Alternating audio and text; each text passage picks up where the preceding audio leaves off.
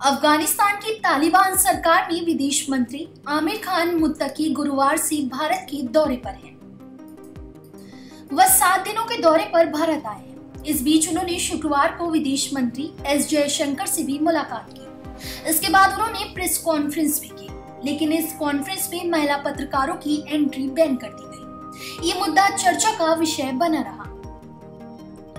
दरअसल अफगानिस्तान के विदेश मंत्री आमिर खान मुत्तकी तालिबान सरकार की हिस्सा है। ये समूह महिलाओं पर लगाए गए प्रतिबंधों के लिए जाना जाता है, जो महिलाओं को काम करने से रोकता है।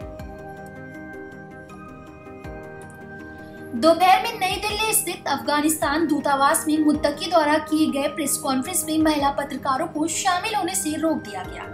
इस घटना के बाद पत्रकारों ने सोशल मीडिया पर अपना गुस्सा जाहिर किया। ये भी बताया कि सभी महिला पत्रकारों ने ड्रेस कोड का सम्मान किया था। कई सोशल मीडिया यूजर्स ने महिला पत्रकारों की एंट्री बैन करने पर भी सवाल उठाए हैं। शुक्रवार को मुत्तकी ने भारतीय विदेश मंत्री जयशंकर के साथ बातचीत की।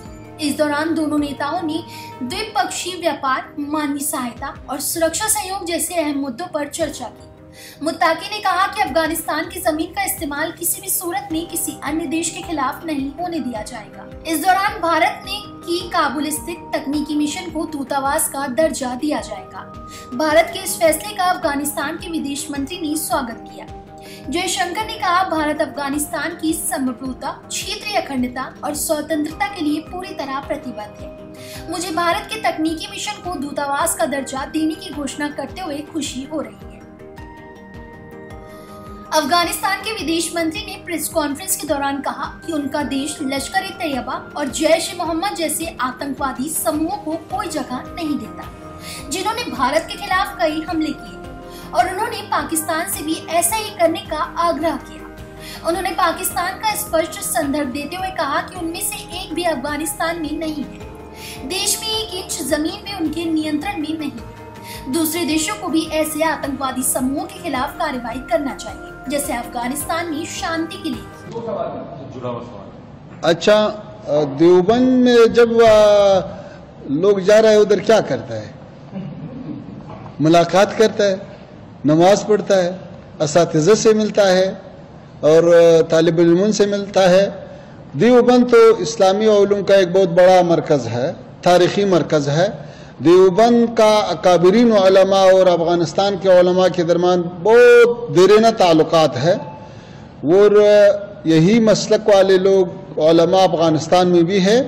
और देवबंद को हम एक इल्मी और एक रूहानी मरकज़ समझता है। तो हम ये चाहता है कि वहाँ पे असातिज़ा और तलबा के साथ मुलाकात हो जाए, और ये जो देरीना ताल्लुकात है वो फिर ताज़ा हो जाए और आना जाना शुरू हो जाए। जैसा हमारे तलबा यहाँ पे इंजीनियरिंग के लिए आता है, साइंस के लिए आता है और उलूम के लिए आता है, ऐसे दीनी उलूम के लिए भी आता है। तो इस सिलसिले में इंशाल्लाह कल देवबंद जाना है। और ये जो आपने दूसरा सवाल किया, ये उससे पूछो जो ये बात उठाता है। हम तो इसका कायल नहीं कि अफगानिस्तान से किसी को खतरा है या किसी को अफगानिस्तान से अमनीयती मुश्किल है। जो लोग ये बात करे वो सबूत भी पेश करे।